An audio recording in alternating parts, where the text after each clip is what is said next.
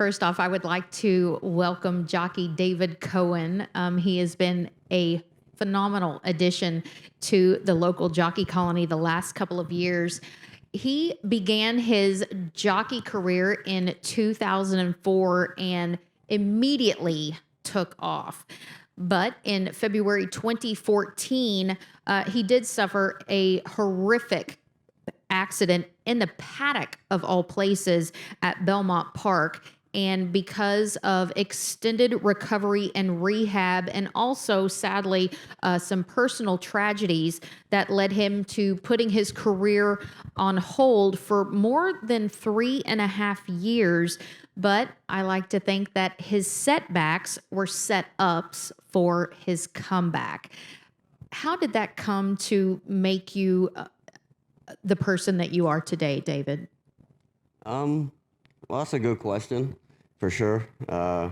Like anything in life, a setback, you can only bounce forward. So for me, it definitely showed me how blessed I was to be in this great game and to get the support that I get from the owners and trainers and everyone. And, it's just a humbling experience. And like I said, just blessed and happy to be where I am today. Now, what was harder for that comeback? Was it the mental part or was it the physical part? Well, due to like you say, the tragedy that I had, my father passing away and my sister, it definitely took more time mentally to get over everything and I guess get in the right mindset to be able to compete at such a high level. So physically took a while, but mentally 1,000% was the hump that I had to get over. So mentally getting back in the game, how do you prepare yourself for that? I mean, is it meditation? Is it yoga? Or is it literally just diving into the deep end? Well, this was a different scenario, obviously, losing some loved ones. So it was something that I never went through. So it was probably a little different getting back in the game. But I think anyone that'll tell you that are around horses, once you get back riding them, getting on top of them, just being a part of their lives and then being part of your life, it just comes naturally. Now, you actually got involved in horses because of your dad. He was a prominent owner in California for a while. So having those connections, was there a point where you said, I'm not going to get back on? No, not at all. I mean, it was purely not a matter of if, just a matter of when my return was going to happen.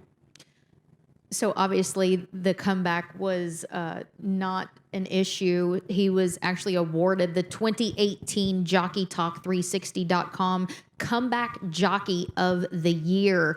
Tell us about that award, when it happened, and what it meant. Well, it was pretty much a surprise to me. We had a great year starting out, and it just sort of developed in that type of year. And that was awarded at the end of there's an annual Jockeys Guild meeting, and really didn't even know I was receiving such an award until 2 days prior. So it was definitely very humbling and just another blessed experience. So the Jockeys Guild is jockeys across the nation, every level. They meet once a year in Vegas. I think that's a fun place to meet anyway. They kind of do more than meet. I think that's a good place to have fun as well. But they do a lot of things other than just meet and socialize. They discuss a lot of hot topics, safety, regulations within the industry. But they also there's a lot of camaraderie in the industry. Jockeys on the West Coast and East Coast get together and discuss some very important issues. But the fact that they get to meet together, discuss those issues, and that award was voted amongst your fellow riders. Yes, exactly right. And that's something that made it that just more humbling, to be able to recognize by your peers and for it to be that type of award, I think always means just as much, if not more, to any athlete or anybody in any industry. So currently, David ranks in North America's top 20 jockeys. in regards to races won and earnings, and that is per Equibase. He is currently tied for leading rider here at Oaklawn with 50 wins. He is tied with jockey Ricardo Santana, who has been our leading rider for a multitude of years. And we still have a good chunk of the meet left. So to say that it's literally a dead heat right now for leading rider. So when you go into a meet, David, do you set expectations or are you a day-to-day kind of guy? Yes, definitely. I think, that's something that my agent, Bill Castle, and I definitely have a goal that we would like to do. And again, we're just blessed to have the support that we have. Okay, he mentioned his agent, Billy Castle. Tell us how you two began your relationship. Well, let's see. It was about 12 years ago, give or take. And some trainers that I was riding for knew that I was looking for another agent. And it was duly only to where I was going. The agent I had at the time wasn't leaving that area. And a rider that he had was actually kind of the same scenario. I was looking to go to New York, and the rider he had was not looking to go to New York. So they put us together, and it's been a great relationship, not just business-wise, but we really became family together. So it's something that you don't see in this business. A lot of guys bounce around from jockey agents and jockeys back and forth. So it's definitely a rare thing that you in our industry. I mean, you really are like brothers. And I think he looks at you almost like a son. That bond really is true. Yeah, I would go with the brother part. Only because the slight age difference there may be a son, but obviously he's got so much knowledge and stuff he can teach me, and a very good mentor and definitely a brotherly figure for sure. And he certainly has your best interest at heart as well. So David rides for several of the top barns here at Oaklawn, but he also rides first call for leading owner, M&M Racing. How did that come to be? Well, again, Bill Castle. Our relationships that we had, starting back to my return, it was something that we did very strategically. I probably could have returned maybe 4 or 5 months earlier, but at that time, it probably would have placed me at Saratoga. So obviously not the ideal place to come back and say, hey, here I am, ride me. So kind of back to the question you had before, do we have a plan and a goal where we're set? So very important to come back to riding and win right away to show that you're back at the same level and able to get it done. So one thing that I've learned about you is that he puts as much efforts in his mounts off the track as he does on the track. You're very studious when doing so. Explain to the crowd what I mean by that. Well, you got to do your homework, just like bettors. Read the form and maybe buy the racing form when it comes out. You got to watch replays. You got to see the habits of horses, maybe their running style. So there's a lot that goes into it. Maybe the same thing like if you got the fantasy football. You're going to watch your players, know your injuries, and there's a lot of research that goes into not just, like you said, riding horses, but the preparation to it. So with that being said, you now have a mount in the Arkansas Derby that he is going to be breezing first after the break here in about 15, 20 minutes. And that is 6-shooter. 6-shooter. Paul Holtis. Ring a bell? Maybe. I nudge him at night. So he's ran in the Smarty Jones and the Southwest. He finished, a length and a quarter behind Long Range Toddy in the Southwest. Good morning, Jinks. Morning, Jinks. Morning, sir. So I'm going to release him here in just a second, and we'll speak with you. Thank you for joining us. Very excited to have you on 6. I like to say 6. So Okay. I think you're going to be a great addition, and super, super excited to have you in the irons. Oh, so am I, and I guess everyone will be able to see him come by in a few minutes. We will definitely be pointing you out. So Very good. I real quickly want you to tell the story about how you proposed to your beautiful fiance, Ashley. Ashley. She's in the audience. So I had, raise your hand, Ashley, everyone. So I had a few requirements from Ashley. Make sure that her nails are done, make sure she's dressed up, and plenty of cameras. So I had no clue how to pull this off without obviously tipping her off, hey, get your nails done. So Belmont Day, the day Justify won. I didn't start till later in the day. So I had a very good opportunity to be dressed up and hang out with some owners. Actually, M&M Racing was there that day. So we were hanging out with them in a tent. And I had TVG, or no, maybe it was Naira at the time, do a fictitious interview in the paddock. She thought it was, at that point, I was just returning to racing, so it was kind of a normal thing going on. You pulled out all the stops, buddy. Yeah, so we did a little fictitious, got everyone in the paddock together, and then, just altered the interview into questioning about, who was your main support system and who do you owe getting back to the races, and that's how I led into it. And now she's stuck with me forever. That's awesome. And the big day would be? September 4th. That's fantastic. So excited for you guys. And obviously she said yes. Oh, yeah. Well, he was like, well, duh. 9 to 5. And yeah, there you go. And it's a beautiful ring. And she said yes. So, well, we are going to let you get back to the barn. You've got a big worker first after the break. We will be pointing him out. How far will you be going? In the workout? Yeah.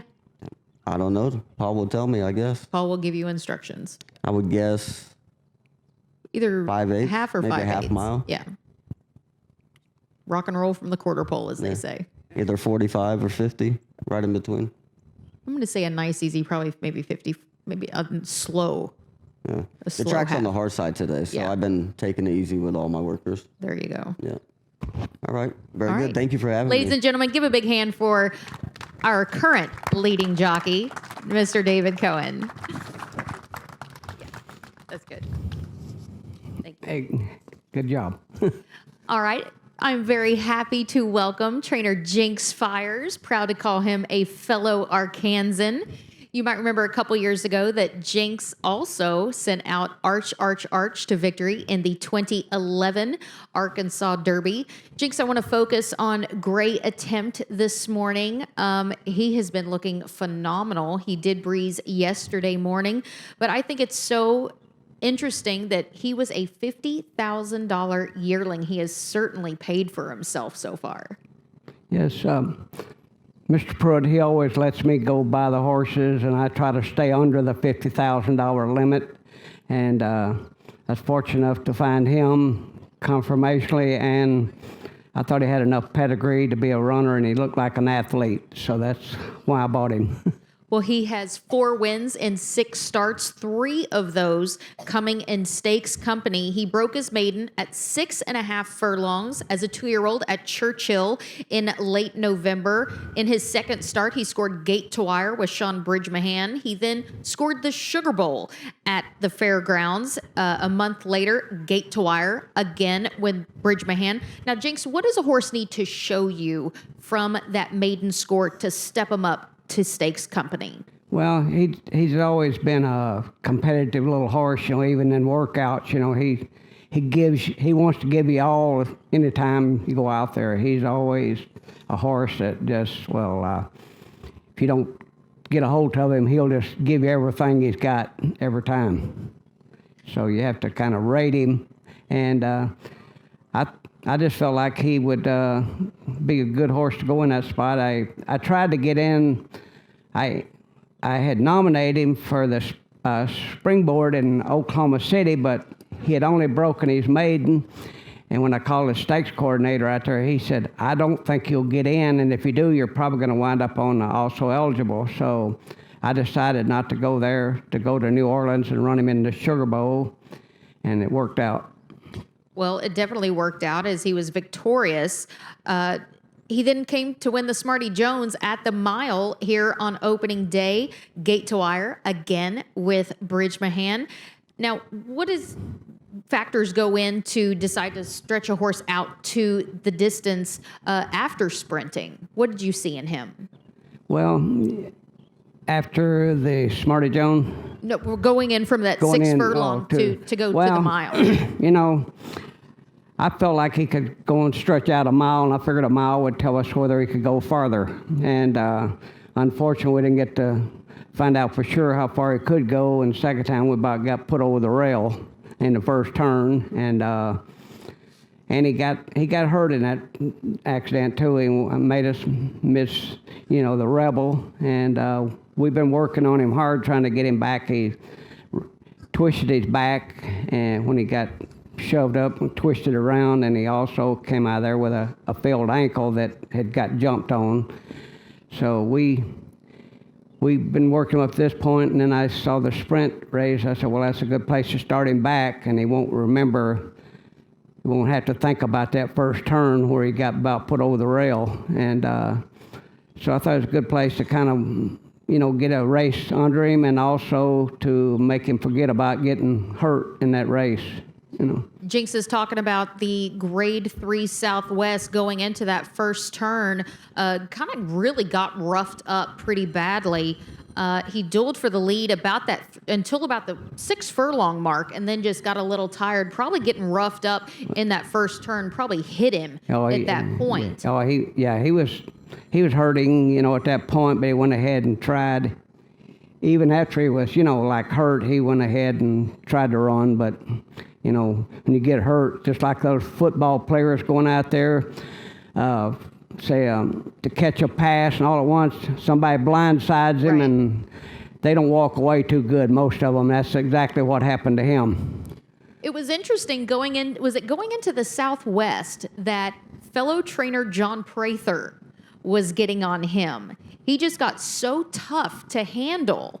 Was it the Southwest that John Prather was getting on him in the morning? Well, he just got to galloping.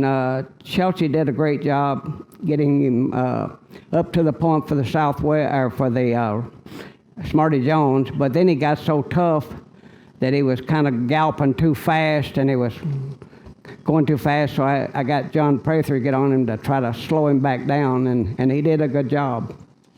So now he then was victorious, shortening back up for the Gazebo. He scored gate to wire with John Court in the irons, but he did breeze yesterday with, I'm going to wait for these tractors to go by for a second.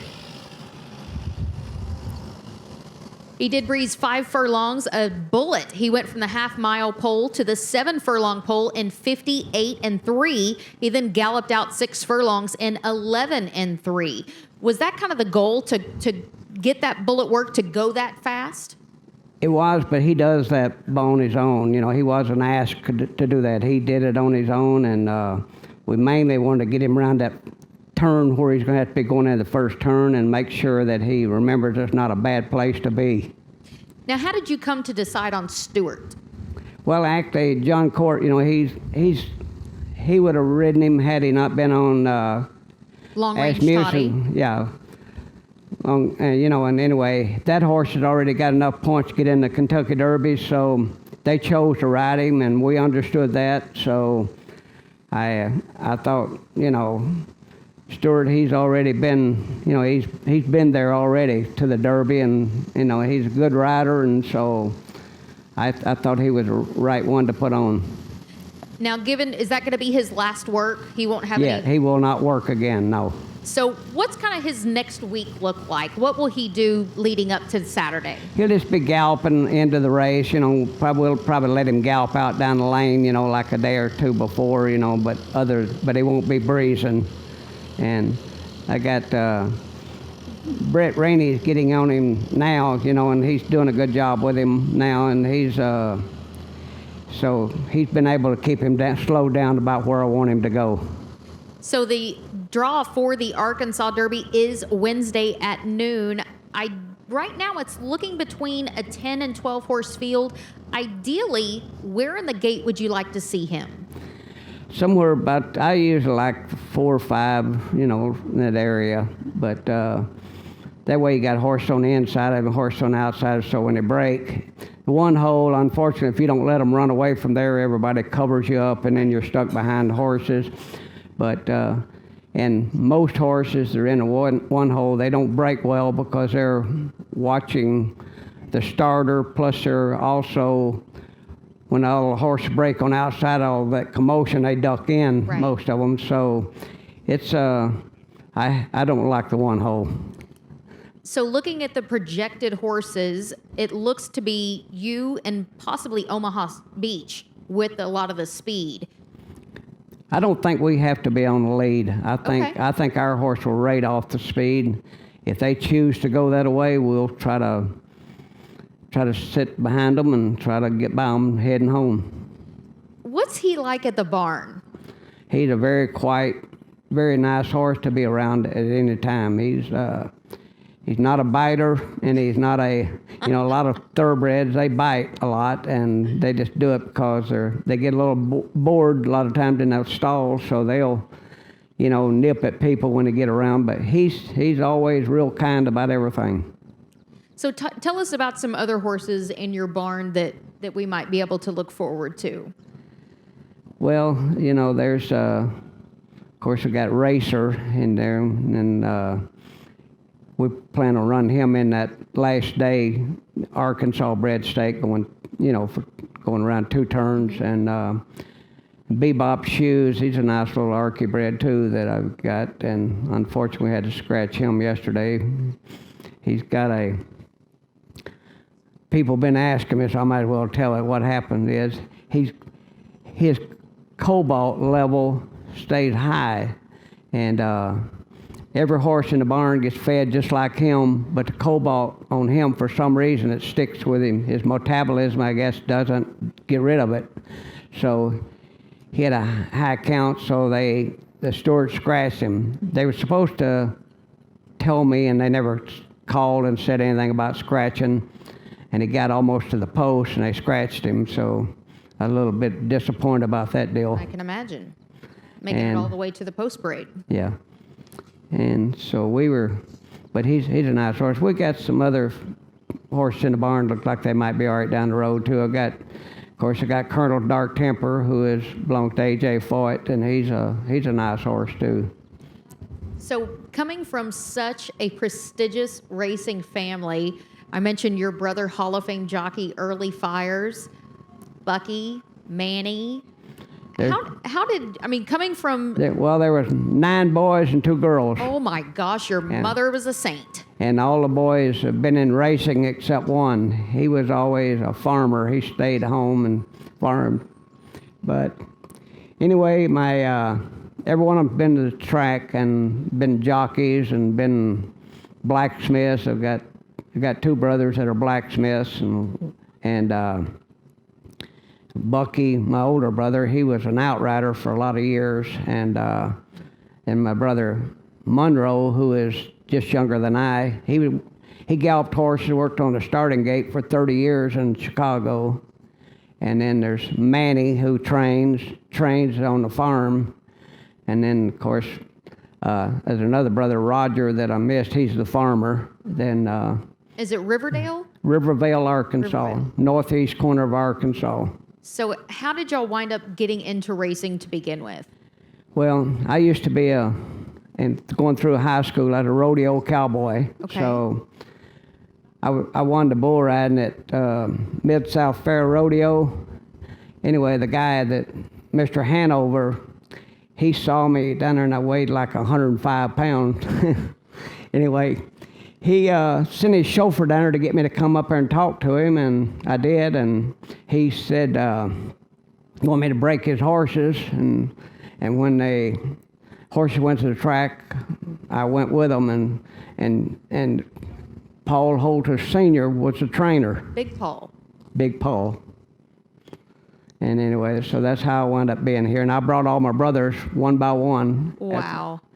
And I brought my cousin Perry Oots, who's won 7,000 races. They call Perry the Iron Man. He still rides today. How old is Perry? Perry's he's in his late 70s, or late 60s. I believe he's like 69 late years 60s. old. I can't remember and exactly. Still rides. I know, I'm sure he's over 65. There's an amazing documentary on Perry.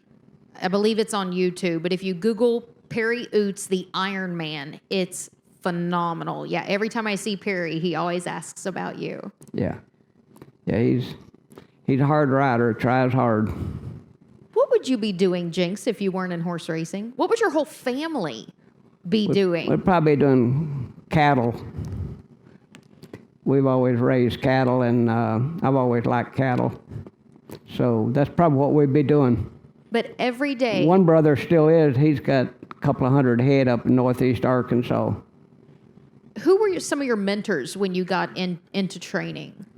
Who is what? I'm sorry? Who were some of your mentors when you got into training? Or did you just kind of figure it out along by yourself? Of course, Van Berg, and of course, a lot of those guys like Phil Johnson. I went to New York with Phil Johnson first time he went, and we wound up being leading trainer there. And Doug Davis, of course, you know, I worked for him when I lost all my horse in a fire. I wound up, so I went to work for him, and so just guys like that.